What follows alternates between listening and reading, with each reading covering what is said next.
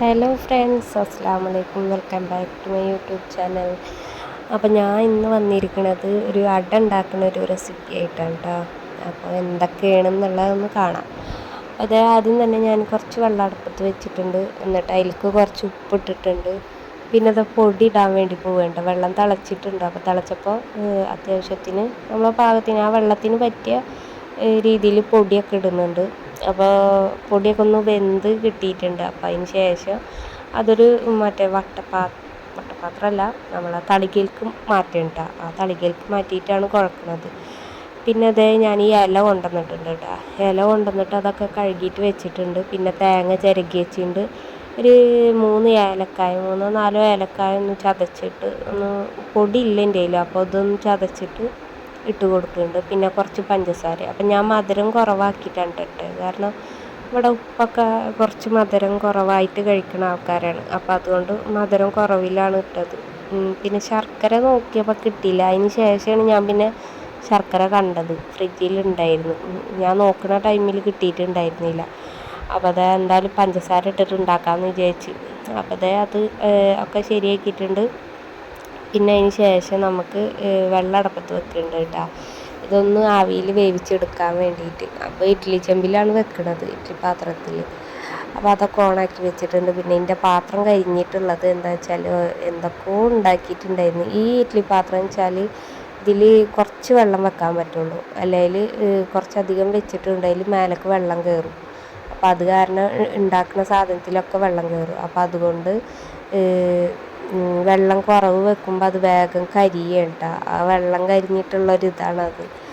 അപ്പോൾ അത് ഞാൻ ഒരേ ബോളൊക്കെ എടുത്തിട്ടുണ്ട്. എന്നിട്ട് ഇനിയിപ്പോൾ അത് ഇലയിൽ വെച്ചിട്ട് നമുക്ക് അതൊന്ന് പരത്തിയെടുക്കാം. അപ്പോൾ അത് ഓരോന്നായിട്ട് പരത്തിയെടുക്കുന്നുണ്ട് കേട്ടോ. അപ്പോൾ പരത്തുമ്പോൾ നമ്മൾ കയ്യിൽ കുറച്ചൊന്ന് നനവിന് വേണ്ടിയിട്ട് വെള്ളം തട്ടിക്കണ്ട.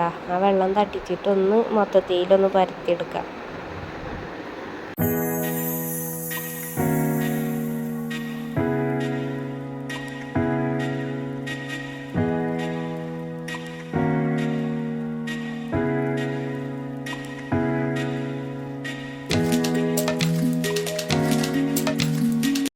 അപ്പോൾ ഈ ഒരു രീതിയിൽ പരത്തി എടുത്തിട്ടുണ്ട് കേട്ടോ. ഇനി തേങ്ങയും പഞ്ചസാര ഏലക്കായും കൂടെ മിക്സ് ചെയ്തത് അതൊന്ന് അതിൻ്റെ മേലെ മൊത്തത്തിലൊന്ന് പരത്തി കൊടുക്കാം. എന്നിട്ട് ആ ഇല മടക്കിയിട്ട് അവിടെ മാറ്റി വെക്കാം കേട്ടോ. അപ്പോൾ അടുത്തത് ഇങ്ങനെ ഓരോന്ന് ഇതുപോലെ ചെയ്തെടുക്കാം. ഇനി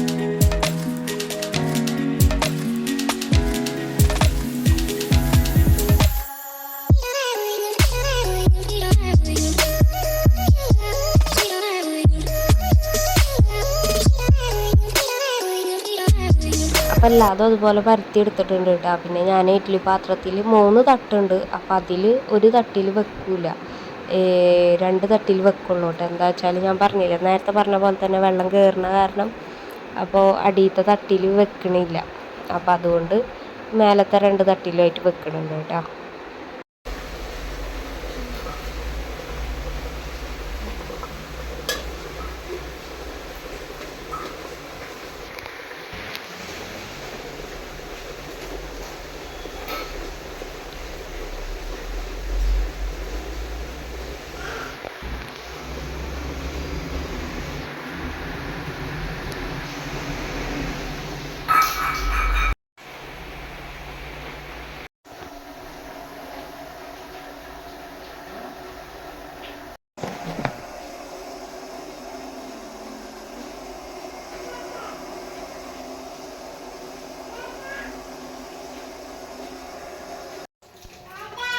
ആ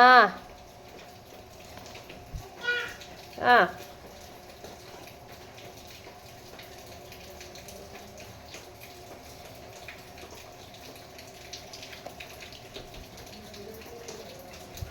അപ്പോൾ അതേ ഞങ്ങളെല്ലാവരും ഒന്ന് കഴിച്ച് കഴിഞ്ഞിട്ടുണ്ട്. അപ്പോൾ ഈ റെസിപ്പി എല്ലാവർക്കും ഇഷ്ടപ്പെട്ടിട്ടുണ്ടെങ്കിൽ ഒന്ന് ട്രൈ ചെയ്ത് നോക്കട്ടെ. പിന്നെ കമൻറ്റ് ചെയ്യാനും മറക്കരുത്.